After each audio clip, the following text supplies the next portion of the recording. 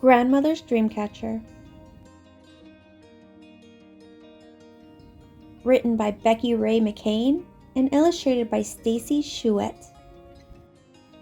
The Jeep grumbles and growls along the road. The top is rolled down and the wind lifts the corner of my bandana. Daddy and Mama are taking me to Grandmother's cabin way out in the woods by a lake. I will stay with her while Daddy and Mama find a home near Daddy's new job in Chicago. When Daddy turns, the road becomes skinny like a snake. I lean back and close my eyes. I picture Grandmother in her blue cotton dress with little flowers. I can only see when I am close enough for a hug. Grandmother is Chippewa, like us.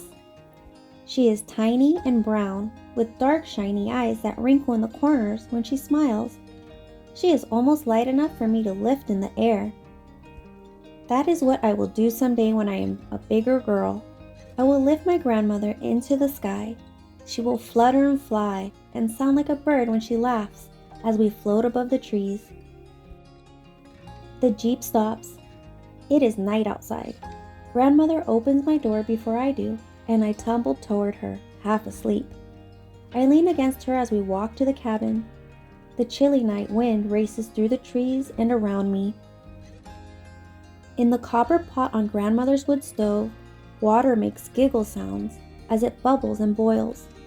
Heat pours from the stove, and soon my hands and face feel nice and warm. The grown-ups start talking. I snuggle down on Grandmother's green couch and drift to sleep again. This time, sleep is noisy and mean. Scary things that howl, whistle, and hoot like the night wind are so close.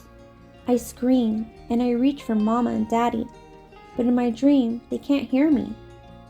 "Kimmy," Mama says as she holds me, "wake up, you're safe." With Mama's arms around me, I am not afraid anymore. I feel her carry me to the bed in Grandmother's sewing room.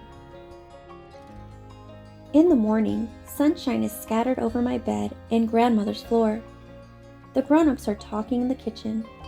Mama's voice sounds different. I think maybe she is telling about my bad dream. I walk into the room and see Grandmother holding a small circle made of wood. Inside, it is a web of leather strings. Feathers are on top of the circle. Some hang down on a string with silver beads.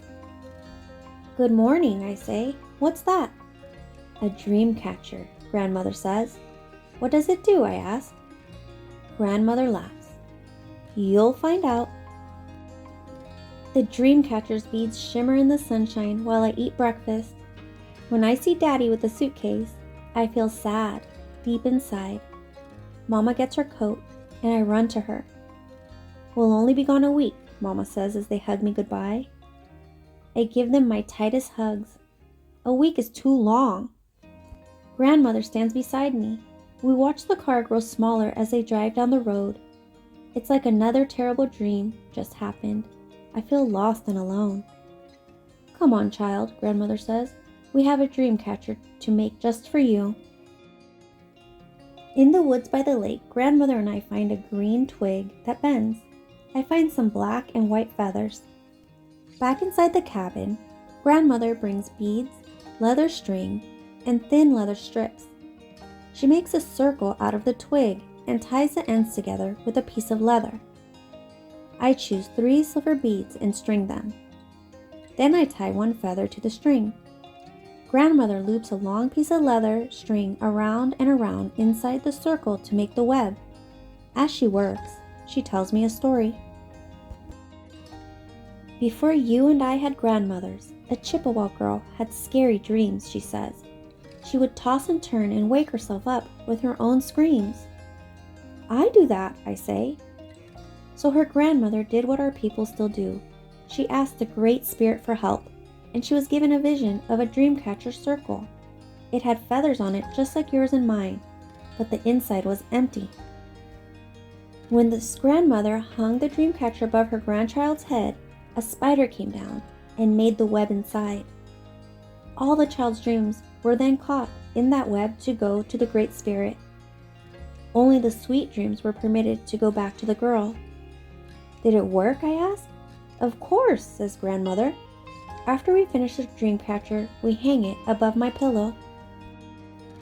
That night, I shiver when I think of Mama and Daddy so far away.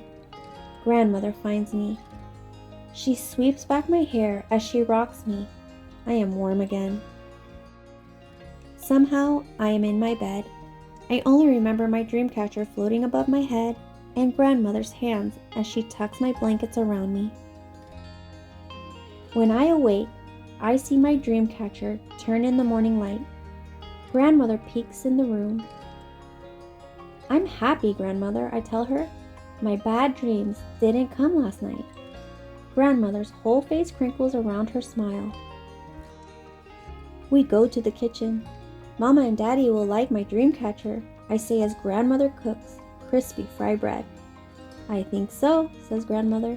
"In your new house, the Dreamcatcher will be in your room." "I miss them very much," I tell her.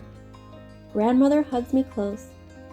"Kimmy, Mama and Daddy will come for you," she says in her quiet voice. "Then you and I will surprise them." "How will we do that?" I ask. "We will make presents for your new home," answers Grandmother. Each night, I sleep under my Dreamcatcher. My dreams are happy and peaceful. Each day, Grandmother and I are busy with our work. We sew beads on leather to make hair ties for Mama. Grandmother takes me fishing, and I find a special feather just for Daddy. We make a Dreamcatcher for Mama and Daddy.